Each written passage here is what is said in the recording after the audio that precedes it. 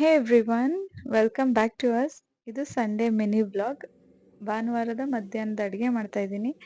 ಮನೆ ಮುಂದೆ ಟೊಮೆಟೊ ಗಿಡ ಹುಟ್ಟಿತ್ತು, ಅದರಲ್ಲಿ ತುಂಬ ಟೊಮೆಟೊ ಕಾಯಿಗಳಿತ್ತು. ಅದನ್ನ ನೋಡಿದಾಗೆಲ್ಲ ಇದರಲ್ಲಿ ಏನಾದರೂ ರೆಸಿಪಿ ಮಾಡಬೇಕು ಅಂತ ಅನ್ಕೋತಿದ್ದೆ. ನಮ್ಮ ಮನೆಯವರು ಇದರಲ್ಲಿ ಚಟ್ನಿ ಮಾಡೋದು ತುಂಬ ಚೆನ್ನಾಗಾಗುತ್ತೆ ಅಂತ ಹೇಳಿದ್ರು, ಅದಕ್ಕೆ ಟ್ರೈ ಮಾಡ್ತಾ ಇದ್ದೀನಿ.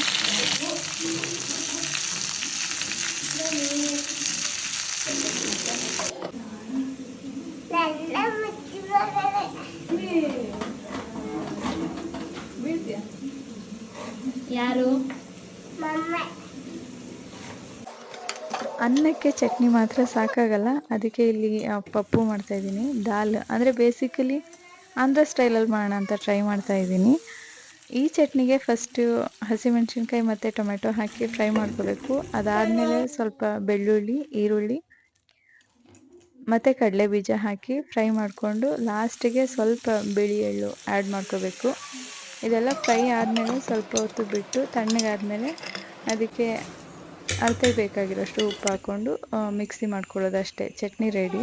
ಚಟ್ನಿ ಮಾತ್ರ ಸಖತ್ತಾಗಿತ್ತು. ಒಂದ್ಸಲ ಟ್ರೈ ಮಾಡಿ ಮನೇಲಿ ಏನಾದರೂ ಈ ಥರ ಹಸಿ ಟೊಮೆಟೊ ಕಾಯಿ ಸಿಕ್ಕಿದ್ರೆ. ಇಲ್ಲಿ ನಾನು ಪಪ್ಪುಗೆ ರೆಡಿ ಮಾಡ್ಕೊಂಡಿದ್ದೀನಿ. ಪಪ್ಪು ಅಂದರೆ ಆಲ್ಮೋಸ್ಟ್ ಬೇಳೆ ಸಾರು ಥರನೇ, ಬಟ್ ಸ್ವಲ್ಪ ಗಟ್ಟಿ ಇರುತ್ತೆ ಅಷ್ಟೇ.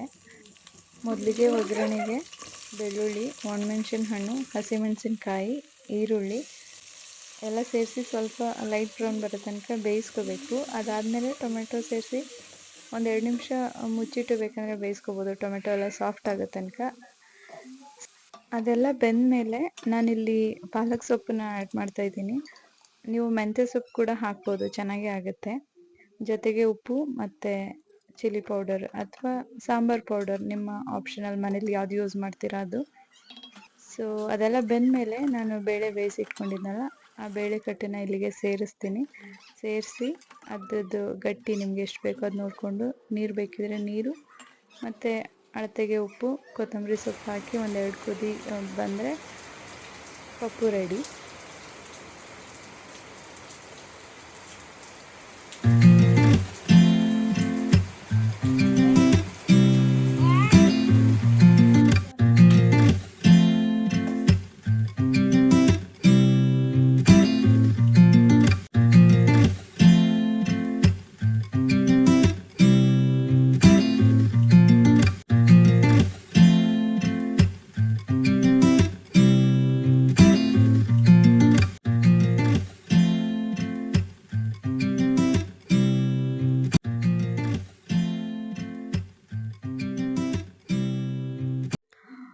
ಈ ವ್ಲಾಗ್ ನಿಮಗೆ ಇಷ್ಟ ಆಗಿದೆ ಅಂತ ಅನ್ಕೋತೀನಿ. ಇಷ್ಟ ಆಗಿದ್ರೆ ಪ್ಲೀಸ್ ಲೈಕ್ ಮಾಡಿ, ಕಮೆಂಟ್ ಮಾಡಿ.